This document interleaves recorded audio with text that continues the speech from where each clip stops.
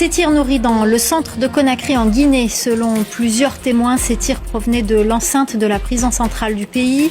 Des rafales qui ont provoqué la panique au sein de la population. Nous serons à Conakry dans ce journal. En Guinée, des tirs nourris ont retenti ce mardi au centre-ville de la capitale Conakry, une situation qui a provoqué une vive panique au sein de la population. Selon plusieurs témoins, ces tirs provenaient de l'enceinte de la prison centrale du pays. La correspondance de Malik Diakité. Après plusieurs heures de tirs d'armes automatiques, le calme semble être revenu à Kaloum, le centre-ville de Conakry. Dans la matinée, des tirs ont retenti aux alentours de la prison centrale de Koronti, la plus grande prison de la capitale guinéenne où sont détenus des prisonniers, notamment des condamnés dans le cadre du procès du massacre du 28 septembre 2009. Aussitôt, l'accès au centre-ville de Kaloum a été bloqué à la circulation par les forces de l'ordre.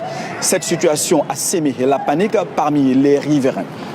Après plusieurs heures d'incertitude quant aux causes de ces tirs, les autorités guinéennes ont finalement réagi.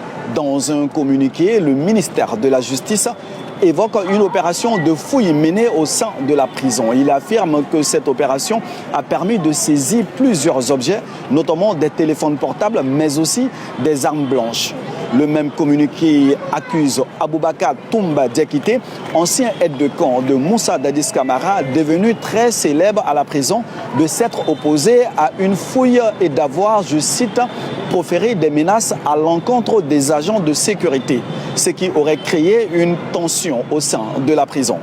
Condamné pour crimes contre l'humanité dans le cadre du procès du massacre du 28 septembre 2009, Aboubakar Toumba Diakité a été finalement transféré, selon le ministère de la Justice, à la prison centrale de Koya, située à environ 50 km de Conakry. Il faut le dire clairement, un pays où des rafales d'armes automatiques retentissent au cœur de la capitale, autour de sa principale prison, ne peut pas faire comme si de rien n'était.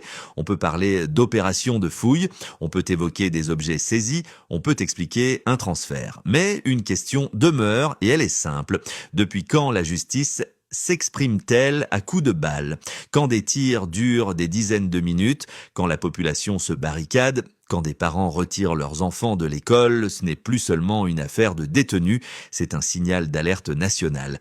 La Guinée ne peut pas s'habituer à ce que la force remplace l'explication et que le silence remplace la responsabilité.